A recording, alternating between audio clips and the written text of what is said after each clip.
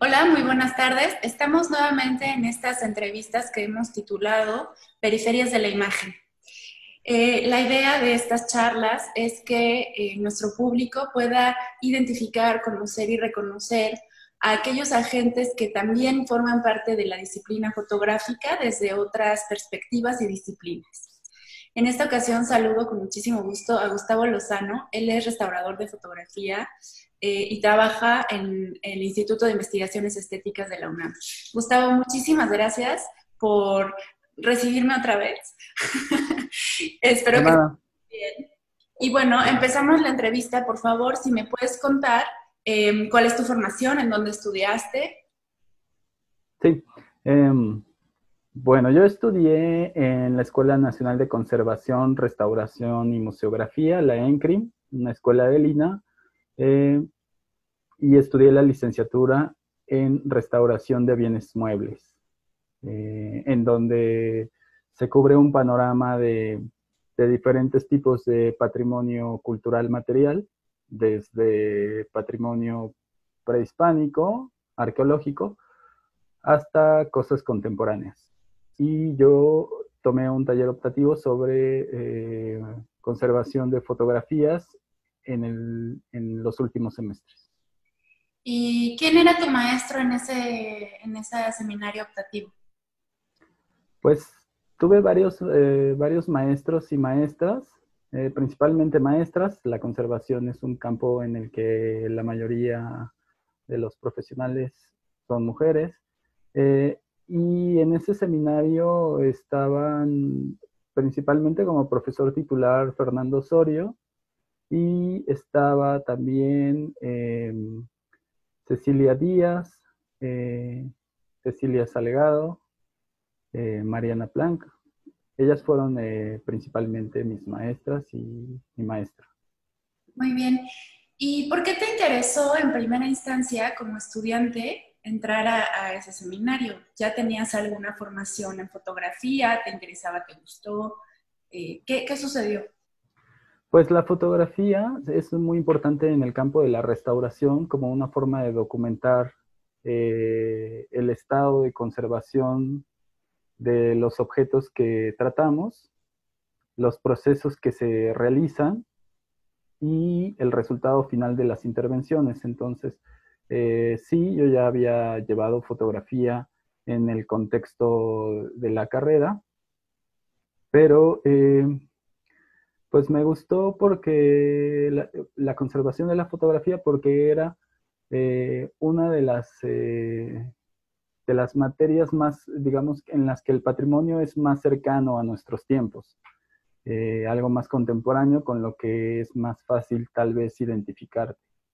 A diferencia de, de otros temas que abordan materiales, pues como dije, desde materiales prehispánicos o coloniales o del siglo XIX, sobre todo la fotografía. En ese momento estudiamos procesos del siglo XIX. Y bueno, esa fue la razón por la que me interesó.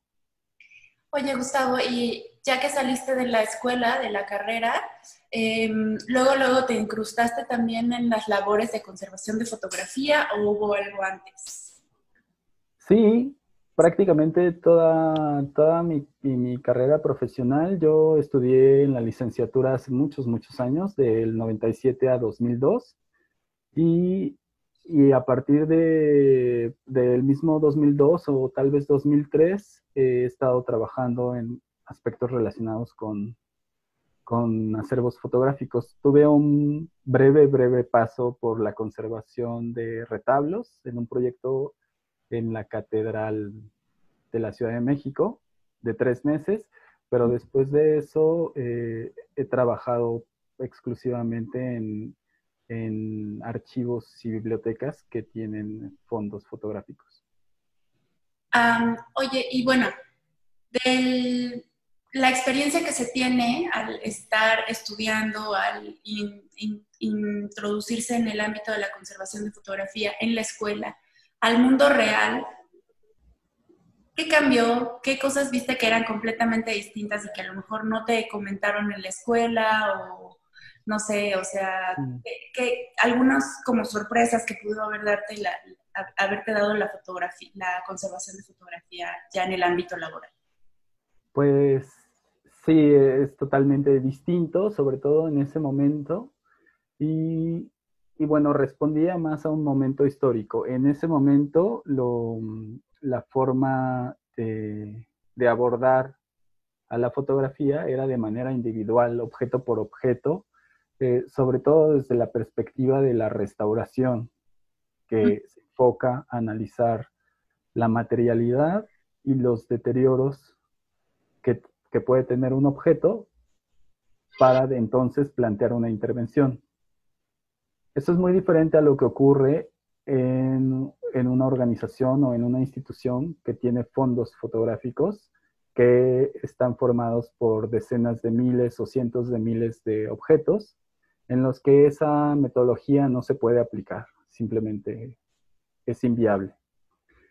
En ese contexto es más bien necesario poder trabajar con grandes volúmenes de documentos y por lo tanto el acercamiento a esos acervos es totalmente distinto.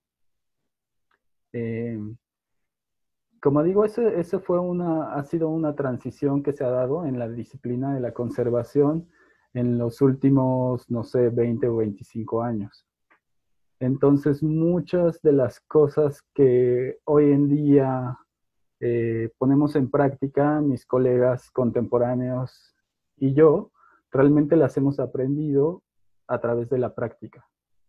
Eh, pero en el contexto de la formación profesional hoy en día, pues el enfoque es ya precisamente el del trabajo con acervos, sobre todo desde la conservación preventiva y ya no tanto de la restauración. Sí, si tuvieras que explicarle a nuestro público las diferencias entre preservación, conservación y restauración, aunque sé que es todo un tema, que ya Sí. vas a decir que no es corto de explicar y todo.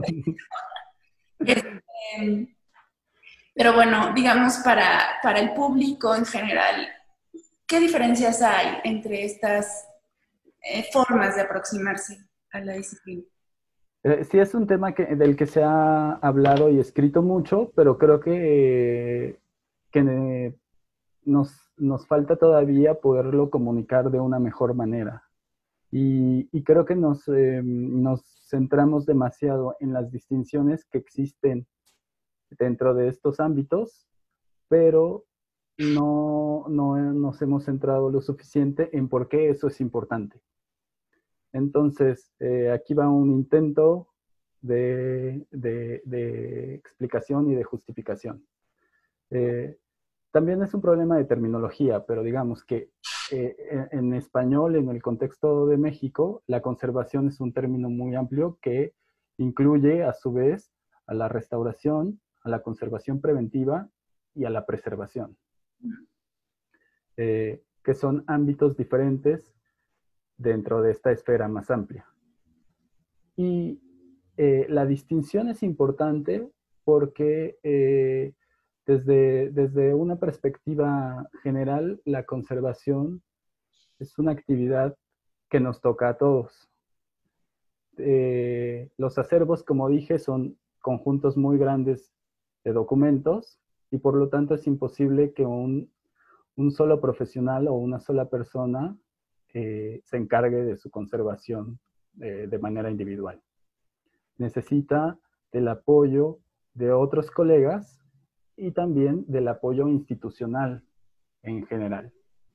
Entonces, estos diferentes ámbitos y estos términos para lo que nos sirven es para organizarnos mejor y abordar este gran reto de la conservación. El aspecto más sencillo de definir y de acotar es la restauración, y esa le corresponde al profesional de la restauración, a una persona con una formación profesional, una licenciatura, una maestría en restauración, que se dedica al estudio de la materialidad, de los procesos de deterioro, de la teoría de la conservación y de las técnicas de intervención para devolverle cierto aspecto funcional o estético a un bien. Eso es muy acotado y en el contexto de los archivos y las bibliotecas, la restauración es una tarea que se hace poco. Sí se hace, pero como decíamos, ante una gran eh, necesidad de acervos muy grandes, la restauración ocupa realmente un lugar pequeño. Luego, otro ámbito es la conservación preventiva. Y ese ámbito es un poco más amplio que la restauración. Y en él se encuentran muchas acciones que ayudan a garantizar la transmisión de este patrimonio hacia el futuro, al mismo tiempo que se puede usar en este momento. Por ejemplo, una adecuada manipulación, una adecuada exhibición cuando se presta a algún museo, un adecuado almacenamiento, todos esos son parte de la conservación preventiva y están, digamos, gestionadas por el conservador, igual un profesional que se dedica a, que estudia una licenciatura en conservación o en restauración y que comprende los procesos de deterioro, se enfoca un poco menos en la materialidad y se enfoca más en el funcionamiento de la institución, porque para ejercer la conservación preventiva hay que comprender cómo funciona el contexto en el que se encuentran esos acervos. Sin embargo, para poder hacer esto, pues necesita el apoyo de muchas otras personas. Por ejemplo, los ingenieros que se encargan del inmueble, de las instalaciones, el personal administrativo que se encarga de la limpieza, de la seguridad, de los custodios que trabajan en las salas de exposición, incluso depende la conservación preventiva de los usuarios mismos cuando reciben un material que debe ser manipulado con ciertos cuidados. Entonces, esta esfera es un poco más amplia que la restauración. Y luego está la preservación, que es una esfera aún más amplia y que se refiere principalmente a el apoyo institucional para que tanto la restauración como la conservación preventiva sean posibles. Si no hay ese apoyo, es imposible que se cumplan las metas de conservación. Entonces, ahí los responsables son principalmente los directivos, los mandos medios, y su apoyo viene de diferentes formas. La principal es respaldar y digamos que creer en la necesidad de la conservación, porque de eso dependerán muchas otras cosas mucho más tangibles. Otra cosa que tiene que ver con la preservación es establecer diferentes lineamientos, políticas, reglamentos, manuales de procedimientos, todo eso que son aspectos administrativos, están relacionados con la preservación y con la gestión de la institución o de la organización. Entonces, digamos que estas diferentes esferas tienen que estar muy bien comunicadas, tienen que tener un objetivo en común y sobre todo deben de tener metas claras y rutas claras para llegar a estos objetivos. Más o menos eso es lo que yo diría sobre los diferentes ámbitos de la conservación. Bueno, de todos modos,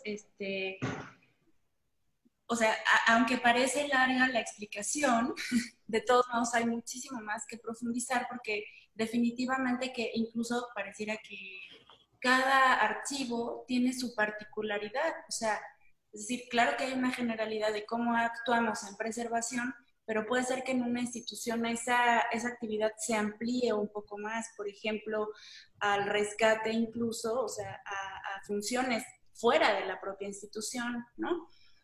La propia investigación o la difusión o estas otras actividades que no están dentro bóvedas de conservación propiamente, ¿no? Y que son también parte de esta labor enorme y que, como bien dices, no nos corresponde únicamente a los conservadores. ¿Podrías, por favor, ahora comentarme un poco cómo funciona específicamente en la fototeca en la cual tú laboras? ¿Cómo funcionan un poco esas actividades? ¿Qué colecciones la conforman o fondos?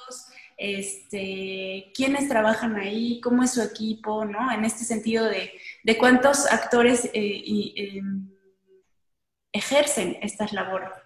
Cuéntame un poco de eso. Pues mira, nuestro archivo, el archivo fotográfico Manuel Toussaint, que pertenece al Instituto de Investigaciones Estéticas, está dividido en dos grandes secciones. Una sección es la que está compuesta por las fotografías creadas por el propio instituto, por el personal de la fototeca, y esta está compuesta principalmente por diapositivas de 35 milímetros a color, que era el medio preferido durante mucho tiempo para dar clases relacionadas con la historia del arte, que es el tema de nuestro instituto. Y este conjunto está compuesto aproximadamente por 250,000 fotografías.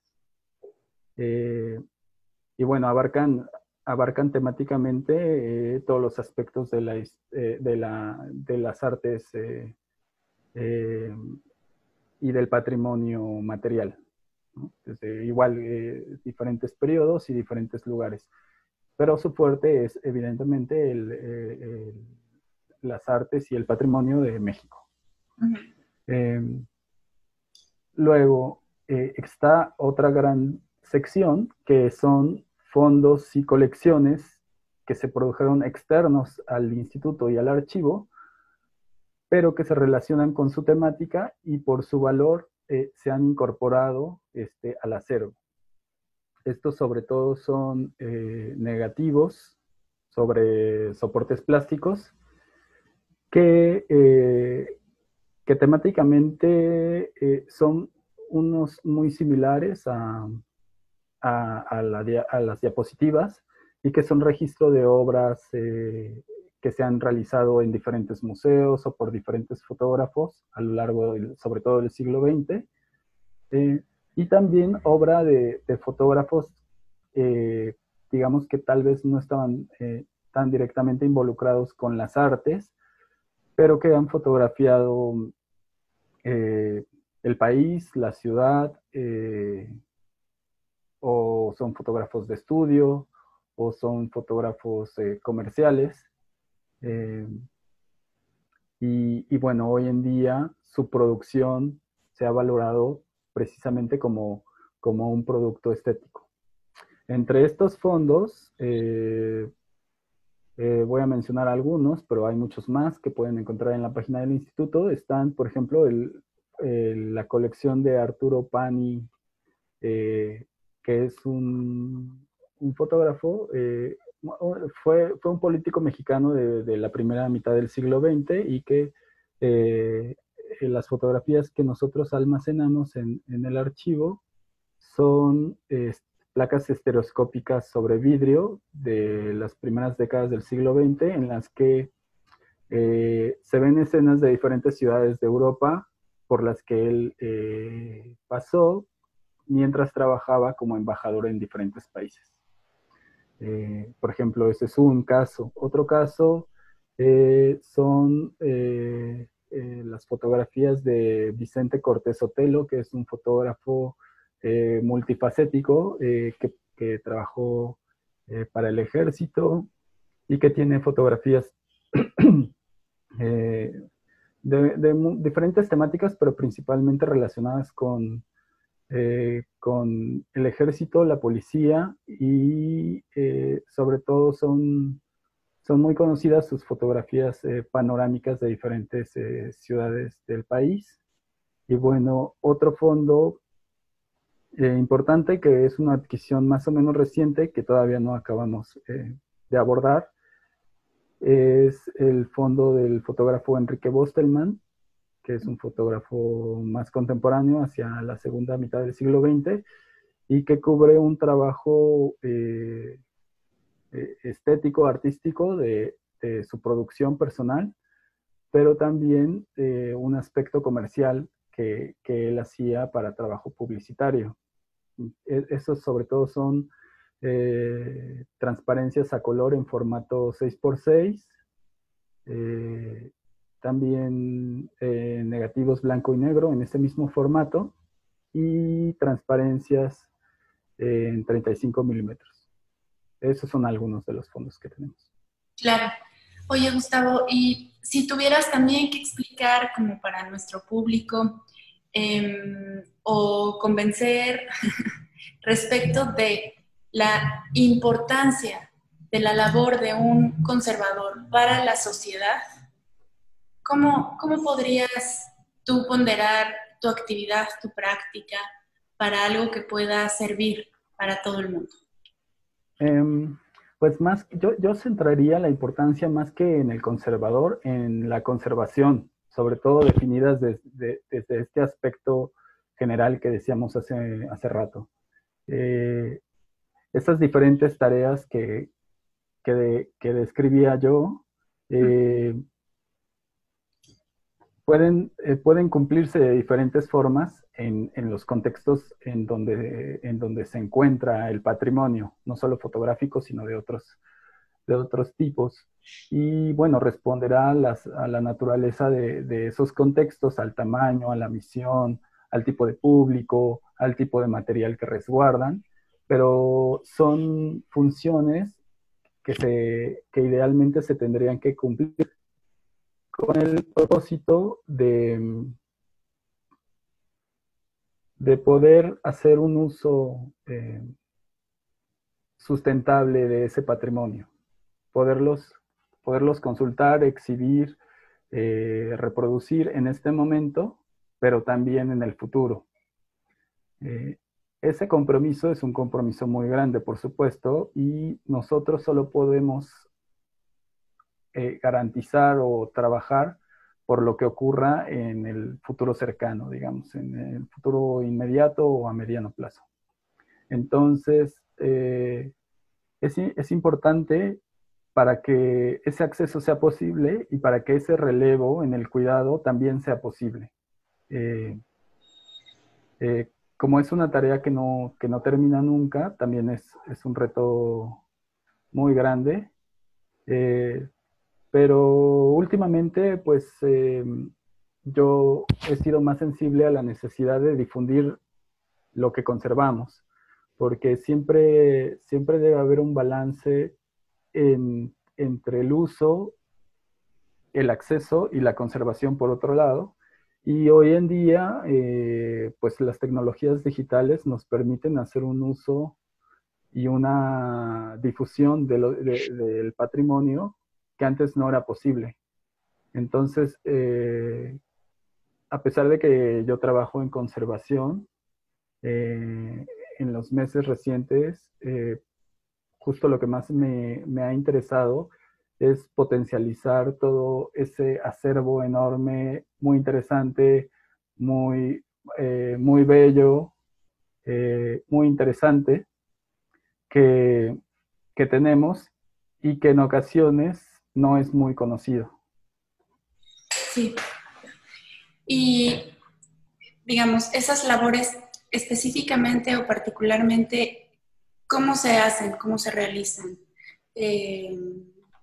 Desde la disciplina que tú desarrollas, ¿qué estrategias se han implementado para ello?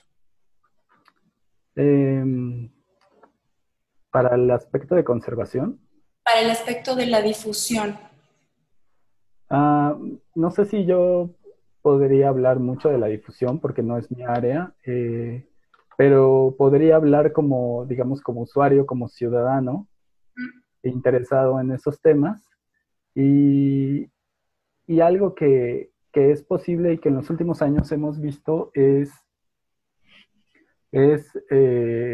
la creación de repositorios en los que puedes ver una imagen, una fotografía, un video, eh, de algún objeto que se encuentra dentro de un museo, de un archivo, de una biblioteca. Esta es una forma, eh, eh, digamos que común hoy en día de difusión. Eh, Sin embargo, creo que en nuestro país y en nuestras instituciones eh, nos hace falta avanzar mucho en eso, porque a pesar de que nuestros acervos son un bien público, la razón de su existencia es precisamente ser compartidas y conocidas, todavía nos cuesta mucho trabajo pensar en un acceso irrestricto, abierto, eh, digamos que radicalmente abierto a esos, a, pues a esos duplicados digitales de los objetos. Eh, en otros lugares, en otros países, precisamente se trata de facilitar y de maximizar ese acceso, de forma que no pongas ningún obstáculo a las personas que quieran verlo, reutilizarlo, crear cosas nuevas con él, crear productos comerciales con él también, como de todos tipos, pero puede ser una playera, puede ser una bolsa, puede ser un cartel. Eh, Todo eso, en mi opinión, esa difusión y ese acceso abierto eh, tiene como resultado el que se valore mucho más, que se conozca y que se busque cuidar ese patrimonio. Entonces, creo que una conexión entre la conservación y el acceso es precisamente que a través de ese acceso se puede obtener una valoración y a través de la valoración se pueden aplicar eh, medidas tangibles que ayuden a la conservación. Entienden. A final de cuentas, como generar una especie de círculo, ¿no? Sí, exactamente. Vuelve a cerrar en la posibilidad de seguir conservando, porque bien que sabemos que lo que no se conoce, no se conserva, general. Claro. Uh -huh. Gustavo, a nivel personal y particular en tu trayectoria, ¿cuál ha sido la experiencia más enriquecedora a la que te has enfrentado y el reto más difícil? Pues las experiencias más enriquecedoras para mí, creo que para mucha gente que trabaja con los acervos o con las obras de arte, es el poder tener en tus manos un objeto que tiene una historia de varios siglos o varias décadas y que ha tenido precisamente una trayectoria de vida, pues, que la ha llevado a muchos lugares, ¿no?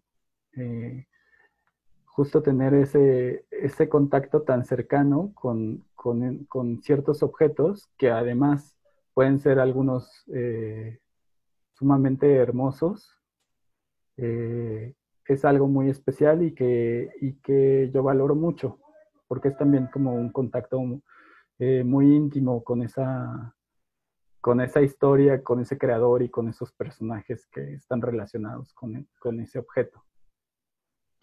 Eh, y los retos más grandes, precisamente, al menos para mí, no están relacionados con el aspecto material, ni con los procesos de deterioro, ni con los procesos de intervención o de restauración, sino precisamente con, con la inserción de esta función social de la conservación dentro de una esfera que, que a veces eh, es difícil que, que, responda a estas necesidades como a nosotros nos gustaría.